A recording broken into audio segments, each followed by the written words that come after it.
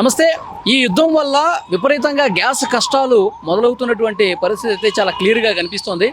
హోటల్స్లో ఏంటి సిచ్యువేషన్ మనం తెలుసుకునే ప్రయత్నం చేద్దాం. ఇక్కడ అమీర్పేటలో ఉన్నటువంటి ఆనందో బ్రహ్మ రెస్టారెంట్ ఇక్కడ కనిపిస్తోంది. మరి వీళ్ళకి గ్యాస్ కష్టాలు ఉన్నాయా లేవా, ఏంటి అసలు సిచ్యువేషన్, వీళ్ళ వంటకాలు ఏ విధంగా వండుతున్నారు, కమర్షియల్ గ్యాస్ సిలిండర్ రావడం గగనం అయిపోయినటువంటి పరిస్థితి ఉందని చెప్పి వార్తలు వస్తూ ఉన్నాయి. సో ఏంటి గ్రౌండ్లో సిచ్యువేషన్ తెలుసుకునే ప్రయత్నం చేద్దాం. లోపలికి వెళ్ళి వాళ్ళతోనే మాట్లాడదాం పదండి. ప్రస్తుతం నేను అమీర్పేట నడిబొడ్డునటువంటి ఒక రెస్టారెంట్కి వచ్చాను. ఆనందో బ్రహ్మ రెస్టారెంట్ లోపలికి వచ్చాను. అసలు వీళ్ళు ఏ విధంగా వంట వండుతూ ఉన్నారు, గ్యాస్ కొరత ఉంది, గ్యాస్ని మేము చాలా తక్కువగా వాడి వంటలు వండుతున్నాం అని చెప్పేసి ఓనర్ గారితో చెప్పారు. సో నేను అందుకే లోపలికి వచ్చాను, ఏం చేస్తా ఉన్నారు అని చెప్పి. ఇక్కడ మొత్తం కూడా ఇక్కడ చూడండి, స్క్రీన్ మీద కట్టెలు కనిపిస్తున్నాయి. కట్టెలతో చికెన్ కర్రీ వండుతూ ఉన్నారు. రకరకాల వంటకాలన్నీ కూడా కట్టెల పొయ్యి మీద వండుతూ ఉన్నారు. ఎందుకంటే వీళ్ళు గతంలో నుంచి కూడా అంతకు ముందు కూడా కట్టెల పొయ్యికి కొన్ని వంటకాలు ప్రిఫర్ చేశారు. ఇప్పుడు గ్యాస్ కొరత ఉంది, కమర్షియల్ గ్యాస్ సిలిండర్స్ కొరత ఉంది, రావట్లేదు. బుక్ చేసినటువంటి వారం రోజులు కూడా వచ్చే పరిస్థితి లేదు కాబట్టి, యుద్ధం వల్ల షార్టేజ్ ఉంది కాబట్టి ఇక అన్ని వంటకాలు మేము కట్టెలతోనే ఇక కొనసాగిస్తున్నాం అని చెప్పి చెప్తా ఉన్నారు ఈ రెస్టారెంట్లో ఉన్నవాళ్ళు. ఒక్కసారి మనం మాట్లాడే ప్రయత్నం చేద్దాం. మీ పేరండి? హాయ్, నమస్తే అండి. నా పేరు వెంకటేష్ షెఫ్. నేను ఆనంద బ్రహ్మకు ఎగ్జిక్యూటివ్ షెఫ్గా చేస్తున్నాను. ఈ కట్టెల పొయ్యితో మీరు గతంలో కూడా కొన్ని చేశారని చెప్తున్నారు. ఇప్పుడు సిచ్యువేషన్ అంటే ఇప్పుడు గ్యాస్ కొరత ఎట్లా ఉంది మీ రెస్టారెంట్కి? గతంలో నుంచి మేము చికెన్ దమ్ బిర్యానీ కానివ్వండి, మటన్ దమ్ బిర్యానీ కానివ్వండి, చికెన్ ఫ్రై పీస్ బిర్యానీ కానివ్వండి, పలావ్స్, ఇంకా చికెన్ కర్రీ, మటన్ కర్రీ, ఇవన్నీ మేము మామూలుగా ఫస్ట్ నుంచే మేము కట్టెల పొయ్యి మీద చేస్తుంటాం. ఎందుకంటే మంచి టేస్ట్ కోసం అని మేము ఫస్ట్ నుంచే చేస్తున్నాం. సో సడన్గా ఇప్పుడు గ్యాస్ కొరత వచ్చేసింది కాబట్టి ఇది చాలా పెద్ద ఇష్యూ. ఎందుకంటే మేము ఆల్రెడీ మా మెన్యూలో 100 ఐటెంలు ఉన్నాయి. 100 ఐటెంలో మేము గ్యాస్ కొరత వల్ల 75 ఐటెంలు తీసేయడం జరిగింది సార్. 75 ఐటమ్స్, ఇది గమనించాల్సిన విషయం. మెనూలో 100 ఐటమ్లు ఉంటే 75 ఐటమ్స్ ఇక అందులోంచి డిలీట్ చేసేసారు. 25 ఐటమ్స్ మాత్రమే పెడుతున్నారు. అది కూడా వీటి మీద చేస్తా ఉన్నారు. ఎస్, ఆ 25 ఐటమ్స్ కూడా గ్యాస్ ఎప్పుడో కానీ ఈ రోజు బుక్ చేస్తే మాకు ఎప్పుడో 10 days అట్లా అవుతుంది కాబట్టి చాలా ఇబ్బంది అవుతుంది గ్యాస్ లేక. సో ఆ 75 ఐటమ్స్ తీసేసి జస్ట్ ఓన్లీ మేజర్గా ఏమేమి ఐటమ్స్ ఉన్నాయో ఆ 25 ఐటమ్స్నే మేము కస్టమర్కి కూడా చెప్పడం జరుగుతుంది. ఎందుకంటే మా దగ్గర ఉన్న పరిస్థితి ఇది. సో కస్టమర్లు కూడా చాలామంది రావడం కూడా తక్కువ చేశారు. ఎందుకంటే ఇంతకుముందుకు మా దగ్గర చాలామంది వచ్చేవాళ్ళు, ఒక 500 మెంబర్స్ దాకా కస్టమర్లు వచ్చేవారు. ఇప్పుడు చూస్తే ఒక 150 మెంబర్స్ కూడా రావట్లేదు. ఆల్మోస్ట్ స్టాఫ్కు జీతాలు ఇవ్వడం కూడా కొంచెం ఇబ్బందికరమైనది. ఎందుకంటే మనకు 80 మంది స్టాఫ్ ఉన్న దగ్గర ఇప్పుడు అంతమందిని మెయింటైన్ చేసి శాలరీస్ ఇవ్వాలంటే సో మేనేజ్మెంట్కి కూడా చాలా ఇబ్బంది. సో అది మేజర్గా గ్యాస్ కొరత అనేది మా గ్యాస్ కంపెనీ నుంచి ఏం చెప్తున్నారు వాళ్ళు బుక్ చేస్తే?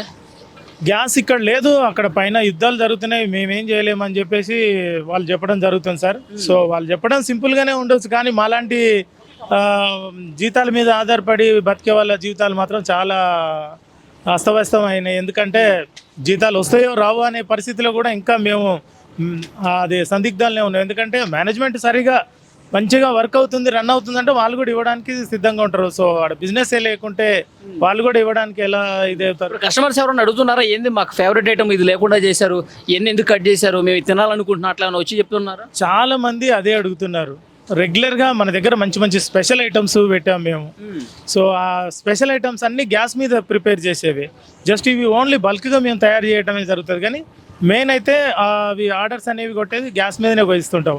సో అలాంటిది ఇప్పుడు గ్యాస్ చాలా కొరత అయింది సార్. చాలా ఇబ్బందికరమైన విషయం ఇది. ఎందుకంటే కస్టమర్లు కూడా చాలా డిసప్పాయింట్ అవుతుంటారు. ఒక 100 మెంబర్ బదులు 50 మెంబర్స్ వస్తున్నారు. సో అట్లా చాలా గ్యాస్ కొరత. బ్లాక్ మార్కెట్ ఏమైనా నడుస్తుందా? మీరు ఎక్కువ డబ్బులు పెడితే గ్యాస్ ఇస్తామని ఏమైనా చెప్తున్నారా? సో ఇంతవరకు అయితే బ్లాక్ మార్కెట్ అయితే మన దృష్టికి అయితే రాలేదు సార్. మేము ఉన్నది ఎప్పుడో బుక్ చేస్తే కానీ ఎప్పుడో ఇస్తున్నారు, అంతవరకే మేము చూసాము. మిగతా ఈ కట్టెల పొయ్యి మీద నుంచే చేసుకుంటూ ఇస్తున్నాం సార్. ఓకే, గ్యాస్ లేకపోయినా మీకు ఈ ఫెసిలిటీ ఉంది కాబట్టి కట్టెల పొయ్యి మీద చేసేస్తామన్నారు. కానీ ఇది లేనటువంటి హోటల్స్ అండ్ రెస్టారెంట్స్ కూడా ఉన్నాయి. అవి వాళ్ళకి ఇబ్బంది ఇంకా చాలా. వాళ్ళకి ఇంకా ప్రత్యామ్నాయం ఏం లేదు సార్, బంద్ చేసుకోవడం తప్ప వేరే ఇంకా లేదు, ప్రత్యామ్నాయం ఆప్షనే లేదు ఇంకా. ఎందుకంటే సో సరే కట్టెల పొయ్యి అందరికీ అడ్జస్ట్మెంట్ ఉండదు, ప్లేస్మెంట్ ఉండదు. సో అది కూడా చాలా ఇష్యూయే, కొంచెం అది చాలా మేజర్ ఇష్యూ సార్. బంద్ చేసుకోవడం తప్ప ప్రత్యామ్నాయం ఇంకేం లేదు. రెస్టారెంట్ బంద్ చేసుకోవడం తప్ప గ్యాస్ అంతా డిపెండ్ అయ్యింది గ్యాస్ మీదనే. సో చిన్న హోటల్ కాంచి 5 స్టార్ హోటల్ దాకా గ్యాస్ మీదనే డిపెండ్ అయి ఉంటుంది ఏ వంట అయినా సరే. ఆల్మోస్ట్. సో గ్యాసే లేనప్పుడు ఇంకా వంట ఎలా అవుతుంది సార్? సో అది చాలా మేజర్ ఇష్యూ సార్. అది ఎంత తొందరగా వీలైతే నేను రిక్వెస్ట్ చేసేది గవర్నమెంట్ నుంచి మాలాంటి వాళ్ళని దృష్టిలో పెట్టుకొని కొంచెం మా ఎంప్లాయీస్ని కూడా దృష్టిలో పెట్టుకొని ఏదైతే ప్రాబ్లం ఉందో గ్యాస్ కొరత కొంచెం దాన్ని ఎట్లాగైనా సరే సాల్వ్ చేయాలని మా తరఫున కోరుకుంటున్నాం సార్. ఇది ఆనందపురం రెస్టారెంట్ లోపల ఉన్నటువంటి పరిస్థితి. వీళ్ళు చాలా స్పష్టంగా చెప్తూ ఉన్నారు. మేము లక్కీగా ఏంటంటే మాకు ఇక్కడ కట్టెల పొయ్యి మీద వండుకునేటువంటి ఫెసిలిటీ ఉంది కాబట్టి కొంత మేము బతికిపోయాం. కానీ ఈ ఫెసిలిటీ లేనటువంటి హోటల్స్ రెస్టారెంట్స్ ఎన్నో వందలు ఉన్నాయి. వాళ్ళు చాలా ఇబ్బందే. వాళ్ళు హోటల్స్ మూసుకోవడమే, ఇంకా వాళ్ళకి వేరే దారి లేదని కూడా తెలుస్తున్నటువంటి పరిస్థితి ఉంది. సో ఇక్కడ కట్టెల పొయ్యి మీద ఏ విధంగా వండుతున్నారు మీరు చూడండి. చికెన్ కర్రీ కావచ్చు, ఇంకా వేరే ఐటమ్స్ అన్నీ కూడా కట్టెల పొయ్యి మీద వండుతున్నారు.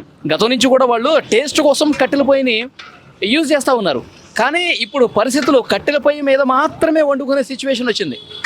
గ్యాస్ కొరత అంత స్థాయిలో ఉందన్నమాట. కమర్షియల్ గ్యాస్ సిలిండర్లు ఇంకో 2 రోజుల యుద్ధం ప్రభావం ఇట్లాగే ఉంటే గ్యాస్ని అడ్జస్ట్ చేయలేనటువంటి పరిస్థితి వస్తే ఇంకా చాలా ఇబ్బంది అవుతుంది.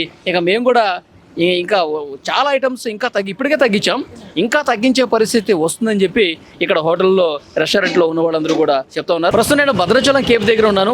ఈ కేఫ్ పరిస్థితి ఏంటి, గ్యాస్ అందుబాటులో ఉందా లేదా, ఇక్కడ ఏమైనా గ్యాస్ కష్టాలు ఉన్నాయా మాట్లాడదాం. ఓనర్ గారు ఉన్నారు. సార్ మీ పేరు? హనుమంతరావు అండి.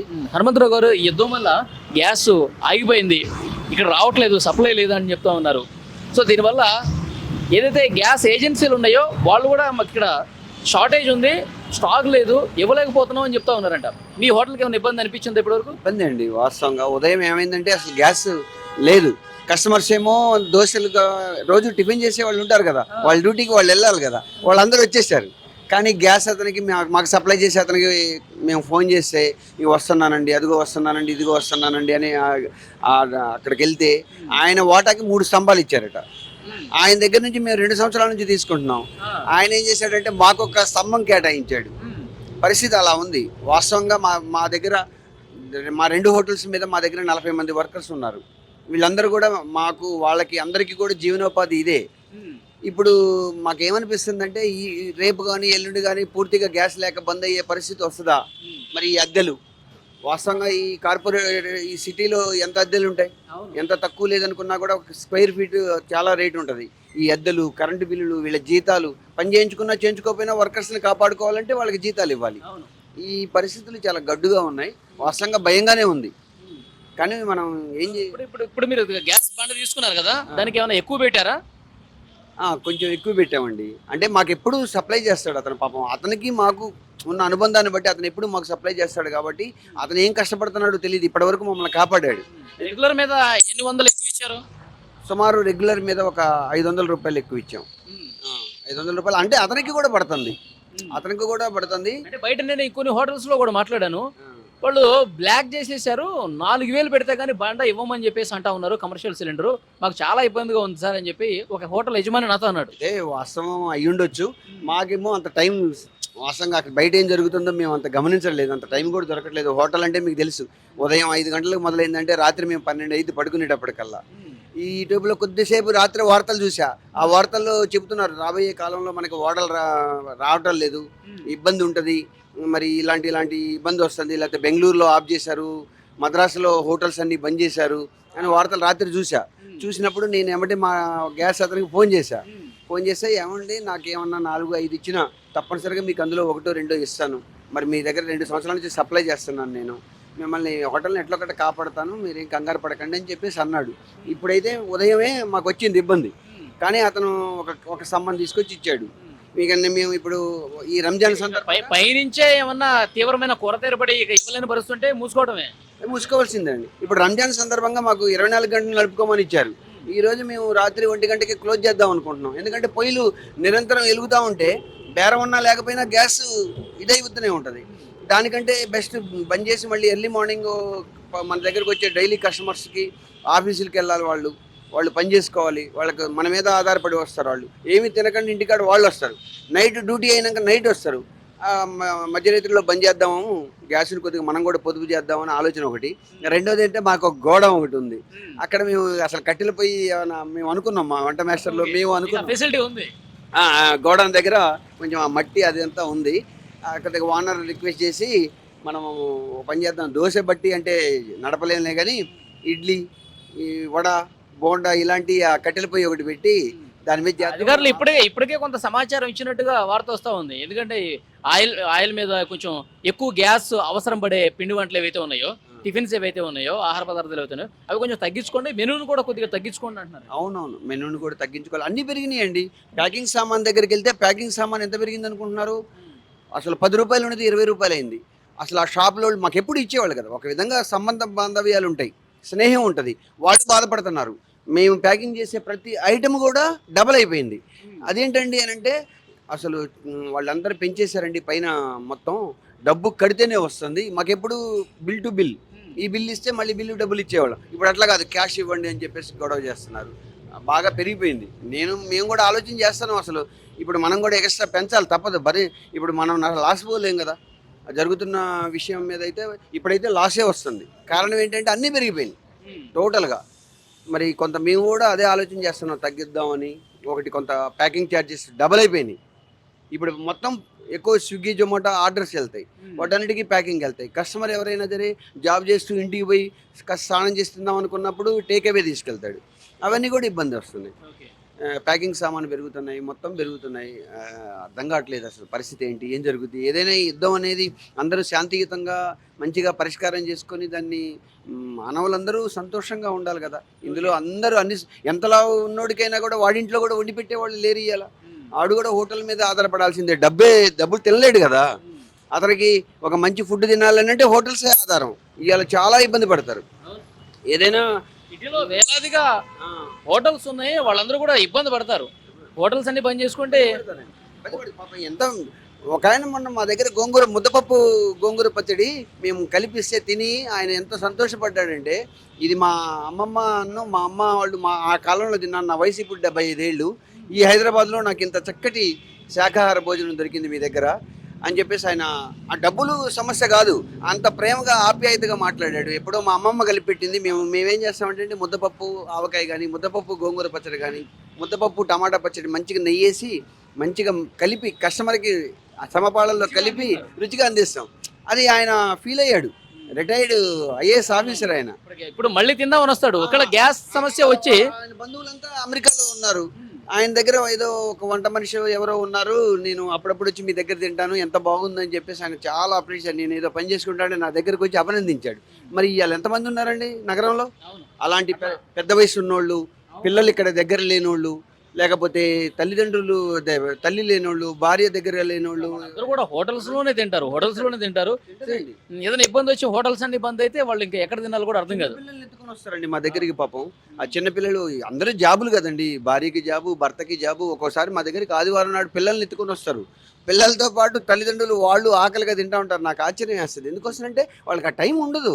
సో మొత్తానికి అయితే గ్యాస్ సమస్య అనేది ఇప్పుడిప్పుడే హోటల్స్కి టచ్ అవుతుంది. పెద్దని కూడా చెప్తా ఉన్నారు, 500 ఎక్స్ట్రా పెట్టి తీసుకున్నాను, ఇంకా 2 రోజులు గ్యాస్ తీవ్రత పెరిగితే కనుక, ఈ కొరత తీవ్రత అనేది పెరిగితే కనుక ఇంకా చేతులు ఎత్తేయాల్సిందే, హోటల్స్ బంద్ చేసుకోవాల్సిందే అనే అభిప్రాయం వ్యక్తం అవుతుంది. సో ప్రభుత్వం వెంటనే ముఖ్యంగా ఈ హోటల్స్ ఇండస్ట్రీని అలాగే హాస్టల్స్ ఇండస్ట్రీని కాపాడాల్సినటువంటి అవసరం ఉందని చెప్పి చెప్తా ఉన్నారు. సో చూద్దాం భవిష్యత్తులో ఎలాంటి పరిస్థితులు ఉంటాయి, ఒకవేళ అలాంటి తీవ్రమైన పరిస్థితులు వస్తే ప్రభుత్వం ఎంత వేగంగా స్పందించి ఒక పరిష్కారం చూపిస్తుంది అనేది కూడా చూడాల్సిన అవసరం ఉంది.